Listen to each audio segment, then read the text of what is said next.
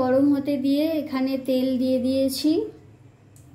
এখানে আগে থেকে সেদ্ধ করে রেখেছি ঝিঙে, গাজর, বিনস, ক্যাপসিকাম, আলু আর বিভিন্ন শাকসবজি, যেগুলো সবুজ সবজি সেগুলো যে কোনো কিছু আপনারা সেদ্ধ করতে পারেন। এটা আগেই আমি প্রেসার কুকারে সিটি দিয়ে রেখেছি। এখানে কড়াইয়ে এবার কালো জিরে দিলাম, তারপরে পেঁয়াজ লঙ্কা অল্প করে কুচিয়ে, একদমই আমি রান্নায় ফোড়ন বেশি দিই না, অল্প করে, দেখতেই পাচ্ছেন একদম অল্প পেঁয়াজ কুচি দিয়েছি, আর পেঁয়াজ, রসুন আর একটা সামান্য শুকনো লঙ্কা কুচি করে দিয়েছি। এবার এটা নাড়িয়ে নেব।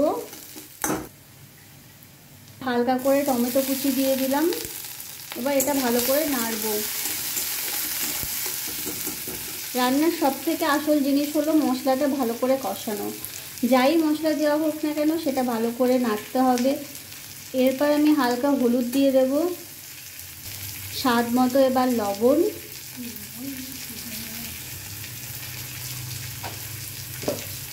এবার হালকা করে জিরে গুঁড়ো, ধনে গুঁড়ো পরিমাণ মতো দিয়ে দেব।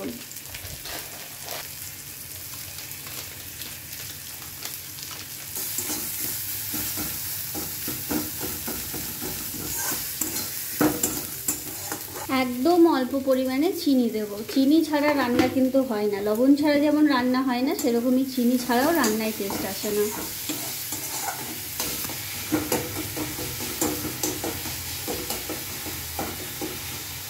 এবার সেদ্ধ করে রাখা সমস্ত সবজিগুলো আমি এবার দিয়ে দেব।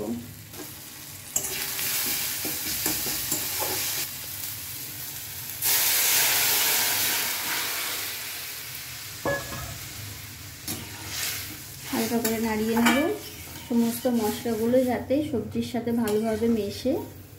দেখতেই পাচ্ছ একদম এটা স্পেশালি খুব হালকা একটা খাবার, কিন্তু স্বাস্থ্যকর আবার টেস্টিও। হালকা যখন জলটা মরে আসবে তখনই আমরা বাস গরম গরম এটা রুটি বা যে কোনো আটার যে কোনো জাতীয় খাবারের সাথে সার্ভ করা যেতে পারে। সো কালকে আবার নিয়ে আসবো নতুন রেসিপি।